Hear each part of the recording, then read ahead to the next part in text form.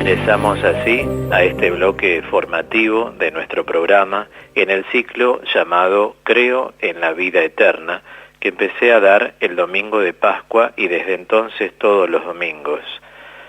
Lo último que hemos visto el domingo pasado, y hoy se pudo escuchar en la repetición del programa, ha sido el verbo vivir en relación a la resurrección de Lázaro, y allí es donde aproveché para explicar algunos detalles en los distintos versículos. Hoy entramos en la doctrina paulina sobre la resurrección. Es importante siempre tener en cuenta que no es exagerado afirmar que la resurrección es uno de los temas, diría, cardinales de la teología de Pablo. Tanto es así que el apóstol dice que si Cristo no hubiera resucitado, vana es nuestra fe.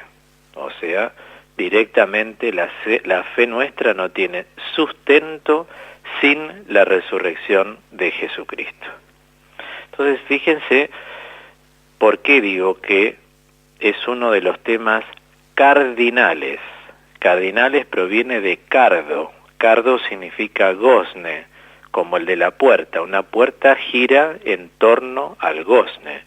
La teología de San Pablo gira en torno, uno de los temas principales, a la resurrección. Yo diría el más especial.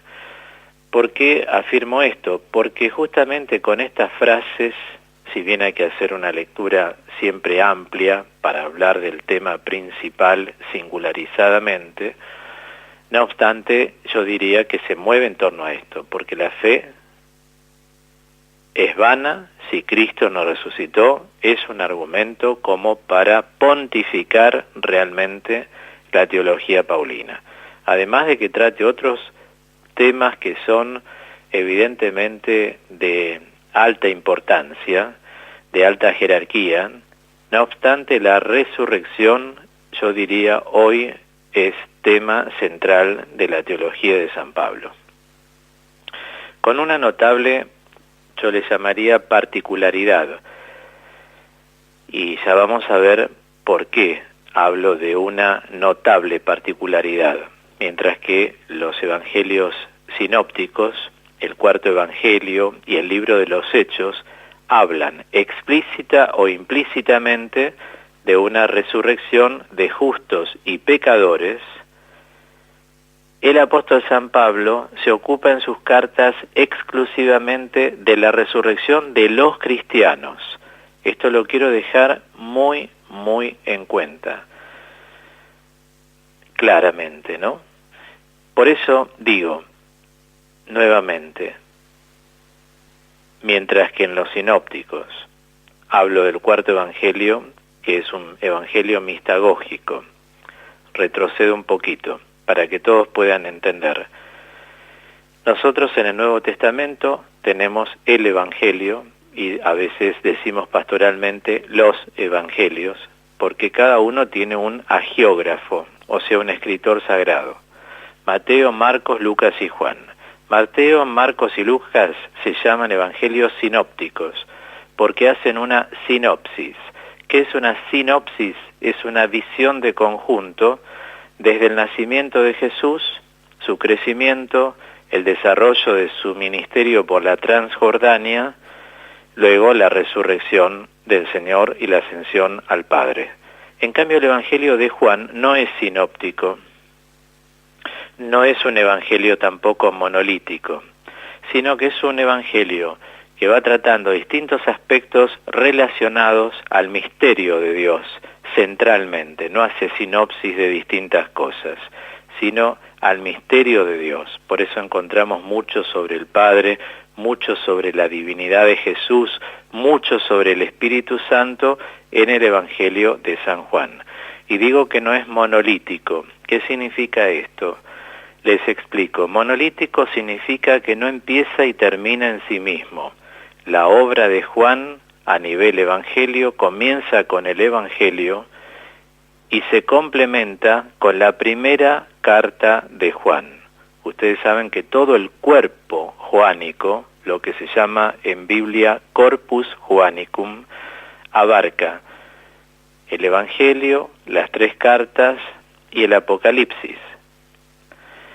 En cambio, el Evangelio, para ser obra completa, desemboca en la primera carta de Juan. Así es la obra completa, Evangelio más la primera carta de Juan. ¿Se comprende ahora? Entonces digo, mientras que en los sinópticos el cuarto Evangelio sea Juan y el libro de los Hechos, que fue escrito por Lucas, por si alguien no sabe, estamos en un medio público. El libro de los Hechos de los Apóstoles es un libro que relata sobre todo la iglesia misionera, la iglesia catequista, la iglesia formadora de comunidades. Pero vuelvo a decir, los sinópticos, Juan, el libro de los Hechos, hablan explícita o implícitamente de una resurrección de justos y pecadores, es decir, de todo el mundo. En cambio, Pablo se ocupa, exclusivamente de tratar la resurrección de los cristianos, porque los cristianos están haciendo un cambio de vida para ser más de Cristo, para completarse en Jesucristo, como lo estamos haciendo nosotros, y todo es en función de la resurrección, para vivir con Él eternamente.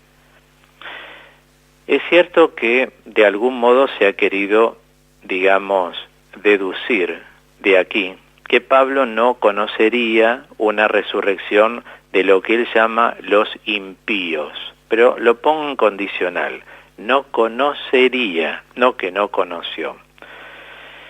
¿A qué se llama impío? Vamos a aclarar el lenguaje. Como ustedes ven, no puedo avanzar sin clarificar la terminología. Así es la teología. Se llama impíos en San Pablo lo que en el lenguaje de la literatura joánea se llama anticristos en plural. O sea, si yo me remito al término impío, así etimológicamente, quiere decir aquel que no tiene piedad, es impío. Pero en realidad, en el sentido semántico, ya no en el etimológico, sino este término en griego usado en un contexto, eso da un sentido semántico, es lo mismo que los anticristos en el Evangelio de San Juan. ¿A qué se llaman impíos? ¿A qué se llaman anticristos? Desde la perspectiva paulina, desde la perspectiva joánia, en su caso, se llama anticristos o impíos a todos los poderes que se oponen al Evangelio de Jesús. Por ejemplo, condenar a una persona, matar a una persona, ¿no?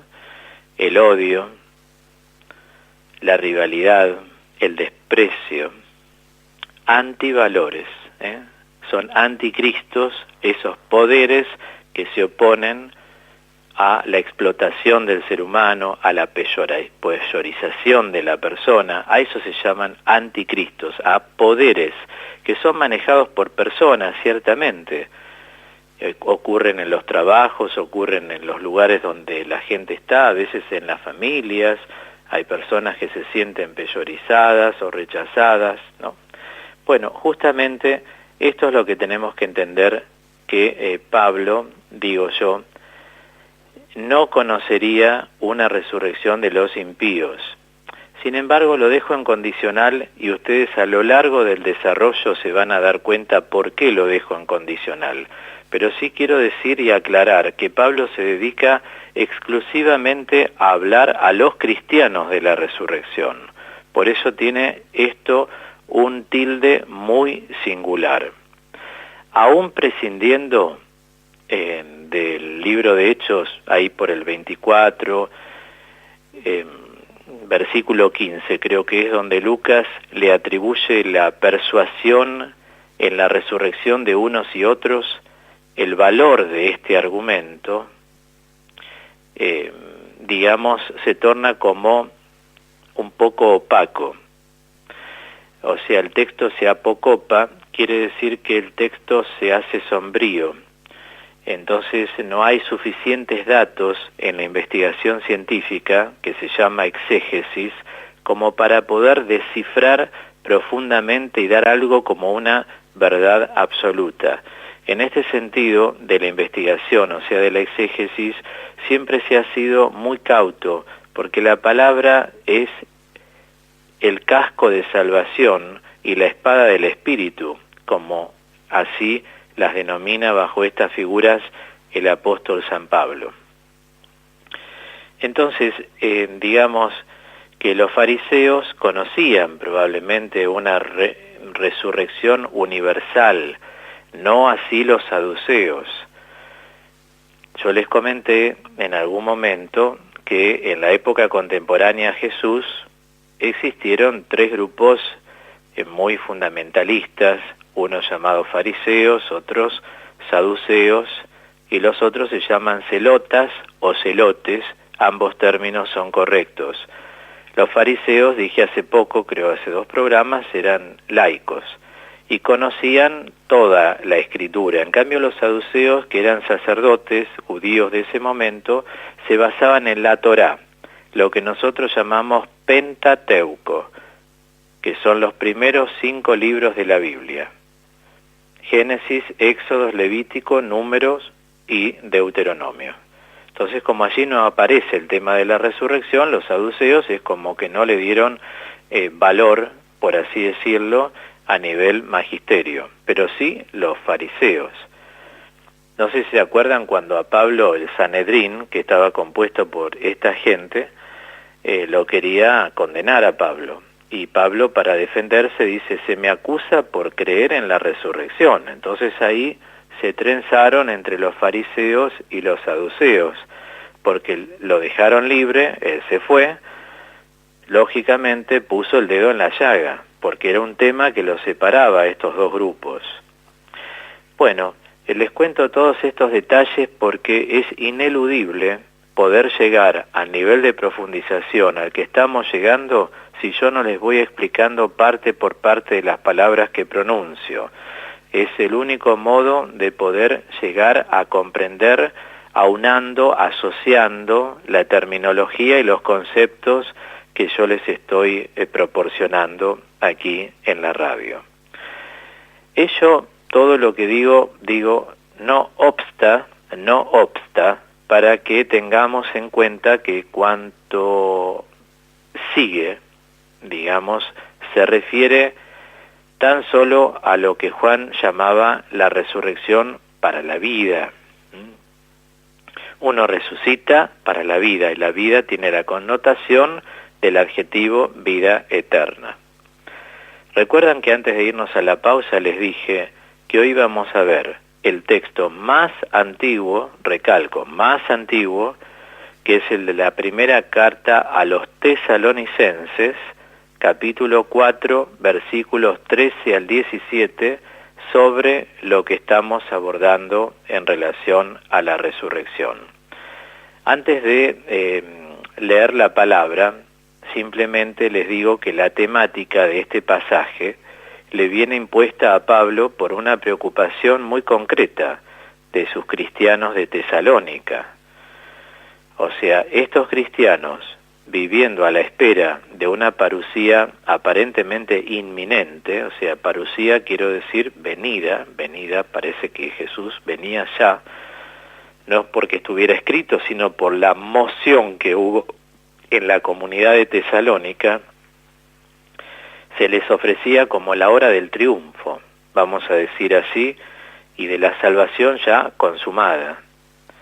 Entonces temen que sus muertos, al no alcanzar este acontecimiento, queden fuera del influjo salvífico de Cristo glorioso, como que los muertos que no están en ese momento no iban a tener acceso, y eran sus muertos, su gente, como nosotros queremos también que otros que no estuvieron en el camino, o personas que no han tenido una fe, digamos, tal vez más cultivada o más trabajada, como intentamos nosotros tenerla, no entraran en la eternidad. Era una preocupación por cómo venía la predicación del apóstol San Pablo, ¿me comprenden?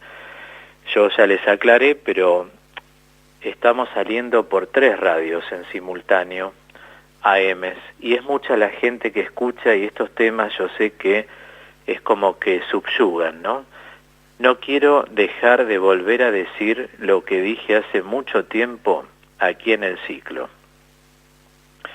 Unos dicen, ¿quiénes van a resucitar? ¿Las personas que no conocieron a Cristo van a resucitar?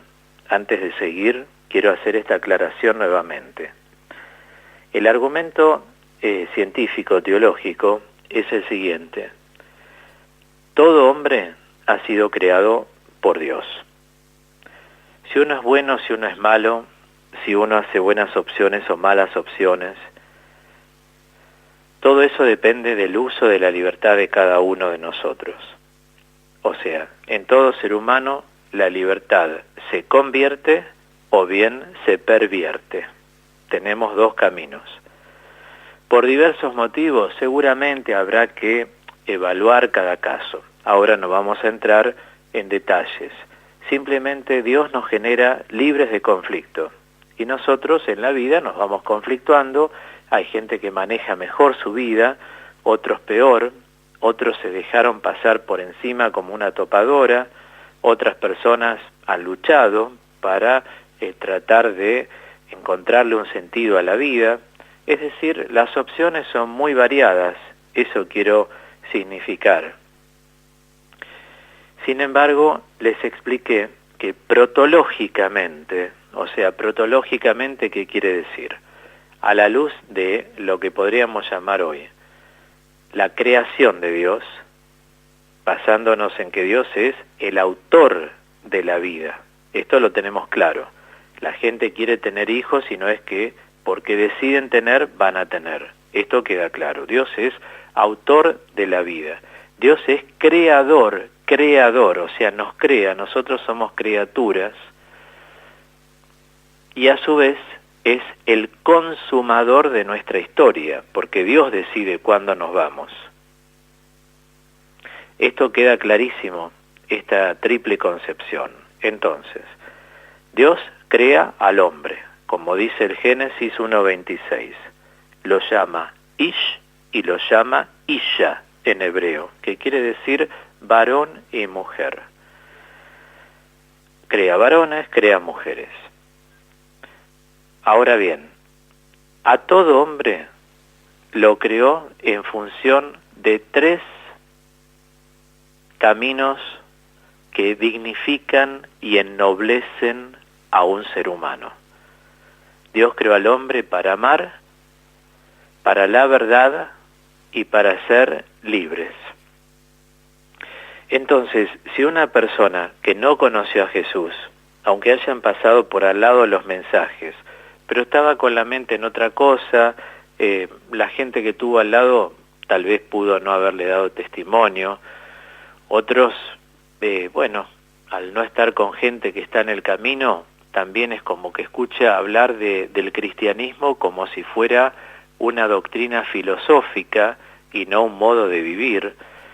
Es decir, hay muchas posibilidades por las cuales las personas pudieron haber sido rozadas por el cristianismo, pero nunca pudieron abrir los ojos, como muchos, y digamos todos los que estamos en el camino, los hemos abierto. Esas personas, si siguen el bien hacia el cual Dios crea al hombre, esas personas serán salvas, porque son personas que condicen con el Evangelio, o sea, el querigma de Jesucristo, el anuncio que Él trae, porque obedecen al orden natural al cual han sido creados. Por eso es que, vuelvo a decir, los evangelios sinópticos, Juan y también Hechos de los Apóstoles, habla de una resurrección de justos y de pecadores. Son términos, no se asusten con esto la gente que no entiende mucho esta terminología. Son términos bíblicos, se habla de la palabra justos y pecadores. Vamos a ayornar estos términos: personas que son de Dios, buenas, y pecadores, personas que están por cualquier lado desordenándose y no les importa para nada seguir una vida más o menos ordenada. Se los traduzco en palabras más sencillas porque todo esto que digo, justos, pecadores, son conceptos antropológicos, bíblicos, todos tienen sentido etimológico, semántico, da para mucho más, pero no quiero confundir porque acá no nos estamos viendo cara a cara. Entonces, como no estoy dando un curso bíblico, sino estoy explayándome, o sea, haciendo un excursus de lo que estoy explicando, me parece bueno también arrimarme con términos fáciles sin perder el nivel que merece el tema que estamos abordando, que es muy alto, ¿no? Y delicado. Pero sí queda claro que San Pablo no trata el tema de los impíos, que es el lenguaje de él, sino que él habla a los cristianos que van a resucitar, es decir, la promesa del Señor, ¿no? Queda claro, ¿no? Entonces que, por un lado, sí se trata el tema de todos van a resucitar, pero Pablo se dedica a los cristianos, exclusivamente a los cristianos. Bueno, ahora sí entonces estamos en condiciones de pasar a la palabra de Dios. Vuelvo a decir, primera carta a los Tesalonicenses 4, del 13 al 17. Dice la palabra: no queremos, hermanos, que vivan en la ignorancia acerca de los que ya han muerto, para que no estén tristes como los otros que no tienen esperanza. Porque nosotros creemos que Jesús murió y resucitó. De la misma manera, Dios llevará con Jesús a los que murieron con él. Queremos decirles algo. Fundados en la palabra del Señor, los que vivamos, los que quedemos cuando venga el Señor, no precederemos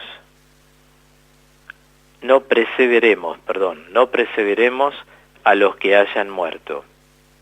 Porque a la señal dada por la voz del arcángel y al toque de la trompeta de Dios, el mismo Señor descenderá del cielo.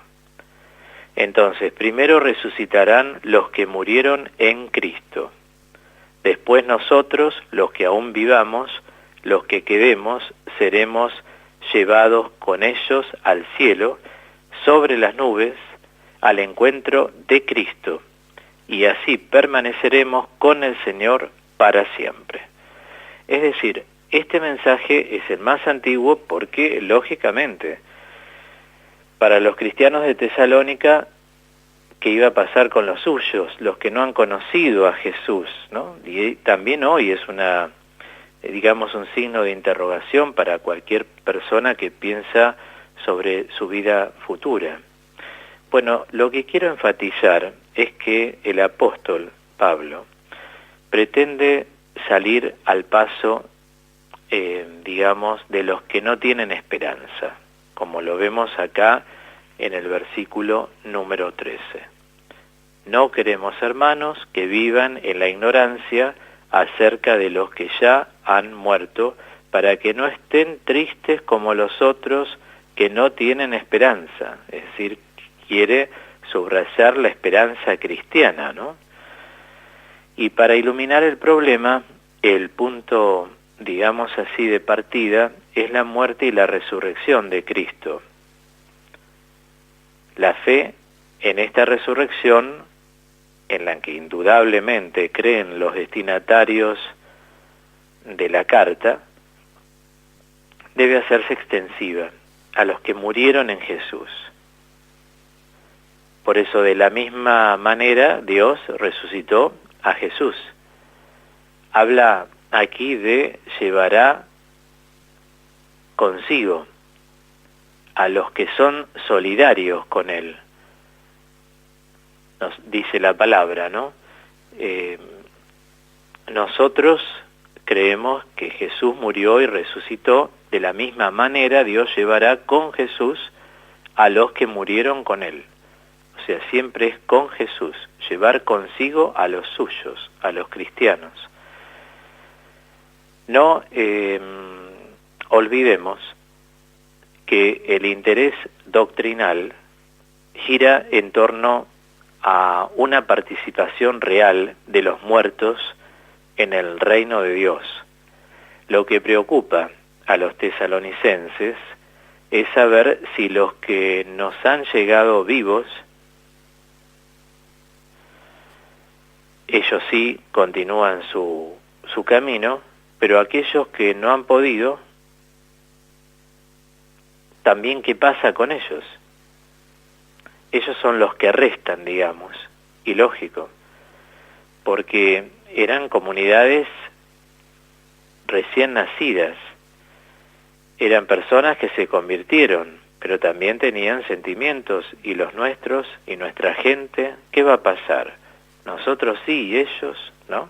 Viene la pregunta, claro.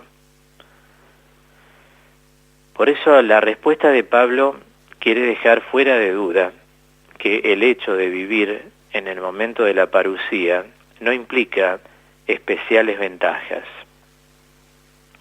Acá él va a decir, quiero leer nuevamente, tengo por supuesto la Biblia delante de mis ojos, porque a la señal dada por la voz del arcángel, ya expliqué la misión que tiene San Pablo el día de la resurrección de todos los muertos, San Miguel, el arcángel San Miguel, ¿no? Con el ángel custodio. Y al toque de la trompeta de Dios, el mismo Señor descenderá del cielo. Entonces primero resucitarán los que murieron en Cristo. ¿Esto qué significa? Bueno, lo que oímos. Esto significa: los primeros en resucitar van a ser las personas que han estado en el camino, que lo han seguido al Señor.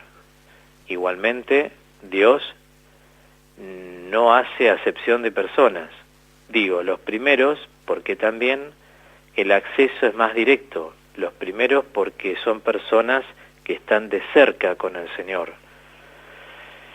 Estaremos todos, pienso que una gran parte de los que lo seguimos. Dios es mucho más clemente y compasivo que los hombres con nosotros.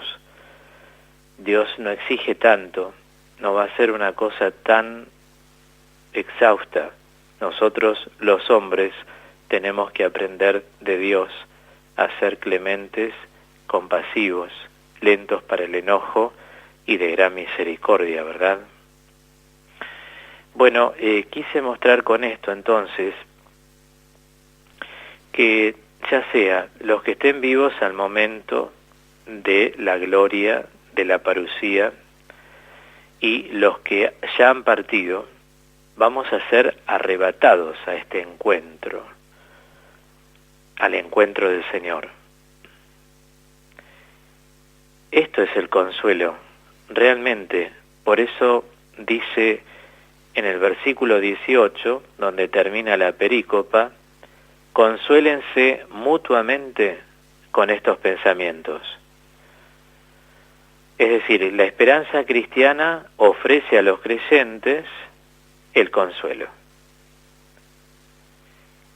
Y trata de que uno que se adhiere por la fe a Jesús llegue a lograr una total convicción de la resurrección de la carne. Es cierto que es un texto, como acabamos de ver, altamente consolador. Seguramente muchos de ustedes por primera vez escuchan un ciclo como este en radio, y también estos ciclos de escatología tampoco se dan en cursos, en parroquias o en lugares. Por eso va teniendo tanta cabida en la vida de tantos oyentes que me siguen aquí en el programa, porque uno está descubriendo cosas que, como algunos oyentes me escriben en la semana, no tenían idea. Y lógico, por eso es bueno formarse, ¿no? Sabemos que no hay formación por todos lados, entonces cuando la tenemos que disfrutarla como la estamos disfrutando cada domingo. Bueno, así pongo entonces el tinte fuerte hoy a la primera carta a los Tesalonicenses 4, 13, 17, reitero el texto más antiguo sobre la resurrección, con un montón de elementos que he podido descifrar, desgajar en este bloque. Por eso siempre les aconsejo también volver a escuchar el programa en radiocut.fm las veces que quieran en la semana, y si no, los domingos entre las 16:18:30 por AM 1250 Estirpe Nacional o su sitio de internet, porque son cosas tan importantes y son tantos conceptos que hay que desarrollar, que para entenderlos, volver a escuchar va asentando el conocimiento, ciertamente. Bueno, es una recomendación, ya eso depende de cada uno, y como muchos hermanos hacen, mientras estoy enseñando, tienen un cuaderno y van tomando nota de todo lo que pueden, entonces van armando realmente como si fuera un libro, ¿no?, de cada ciclo que voy dando, y eso les va a ayudar muchísimo a todos. Es imposible retener todo esto en la memoria si uno no se acompaña de lápiz y papel o de la reiteración de todo este tema abordado. Bien, cerramos aquí entonces hoy este momento del ciclo Creo en la vida eterna, en la voz de Rabito que nos canta En la eternidad.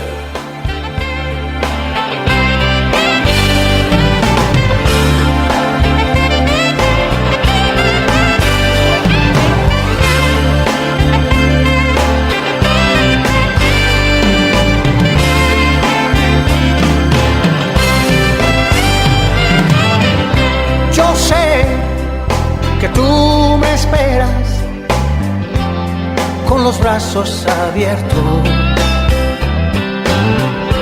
Yo sé, y tu sonrisa dice que estás contento. Eres alguien muy distinto. Cuando estoy contigo tengo paz. Siempre guardo en mi memoria el día que me diste libertad. Hablar de tu palabra para mí ya es costumbre. Puedo decir a este mundo, tú me llevaste a la cumbre. Ha pasado algo de tiempo, no hay palabras para agradecer lo que has hecho, Dios, conmigo. Es algo que no se puede esconder. En la eternidad, más allá del cielo, yo podré disfrutar de tu gloriosa paz. Mi amado Jesús, tú eres mi consuelo, por confiar solo en ti, hoy puedo descansar,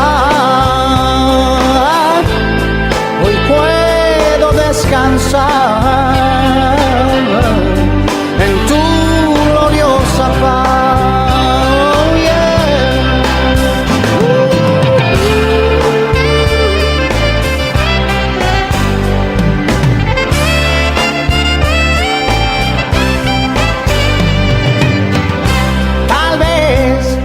Si tú quisieras comenzar hoy de nuevo, yo sé que Él borraría todo lo malo y lo feo, pero debes recibirlo allí dentro de tu corazón. Y Él podrá sanar heridas y no tendrás más penas ni dolor. En la eternidad, más allá del cielo, yo podré disfrutar de tu gloriosa paz. Mi amado Jesús,